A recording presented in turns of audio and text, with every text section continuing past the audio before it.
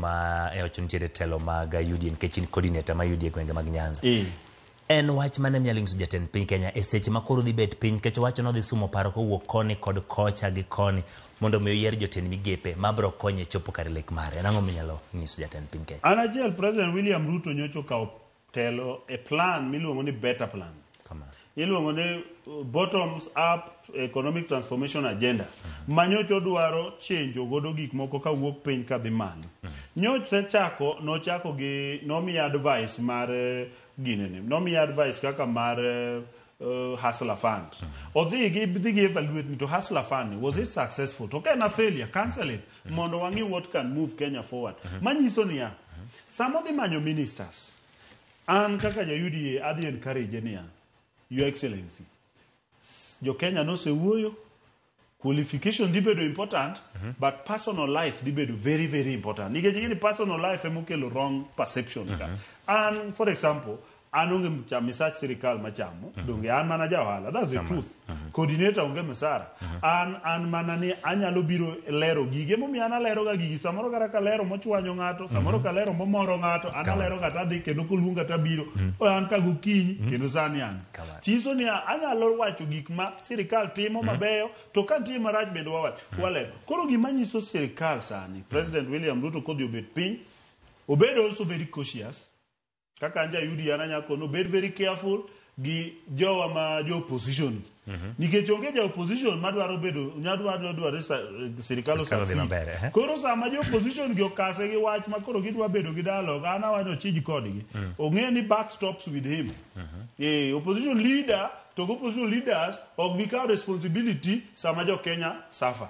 Koro main thing obedni pache bro tiyo mang'eny but osum paro kuom these our leaders. Suma paro to di obed piny to miwa ministers kendo to bas permanent secretaries be thoth. Odhi reorganize gi ma very moko nitie mar very competent. Moko be are very incompetent. Kaka ana jaluo, unomiwa kata PS moko achiel kende mwang'eyo, wan wachalo gima wan gi PS achiel. Moko ka bwakia, kamoro moko dhi because luo wachalo gima wan gi one PS kende. To kata in ing'e machielo cha. En winjo manyige to kata kumo ae gi gimotimo, nobody knows. So nitie mosenyiso their competence, and I can say okna support Dr. Raymond Omolo but osenyiso his competence. Onyalo bedo kanyo wan gi PS kaka mar finance mar ginene mar water. To moko mane ofel ka mar finance mok nya explain gara gimo ginecha makaka dhi dala. That's the truth.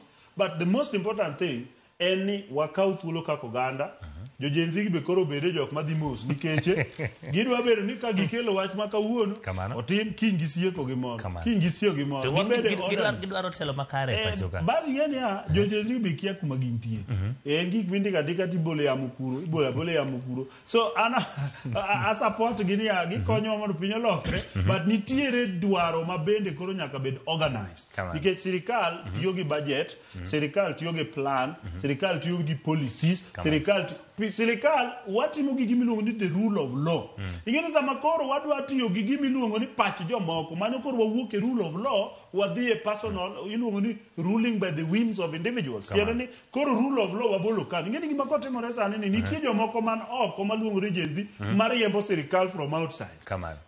Gichiegni nyiso kata president ni ministers mwadwaro gin ng'ane. Because king ka gibukore ni ministers to koro riembo gi mai ng'ama yier koro president the year joma gidwaro nyiso ni the rule of law kore the wete then wadwa tiyo gi whims the ruling according to the whims of people kata president of nya tiyo without the rule of law. So I'm saying ni wamiu president thuolo mondo mikoro constitution maro otek course wabunge nyocho felowa no approve MP ministers mogore piny to ginya gore piny te. I believe the ministers nitiere mo perform kendo mong'ere mano tiyo magi biro duogi parliament biro vet gi biro chako kadho gi manyien bindi biro kel to mako bende adwa advice president ni sani koro ng'iji kata outside kata na piluoka wan gi ji kata Azimio kocha wan gi ji ma competent but oduoke kwand jo siasa piny kamoko mananeno kikelo ni dwa kel moko jo siasa moseti mamoko nosetiyo morumo mako werego kawo joma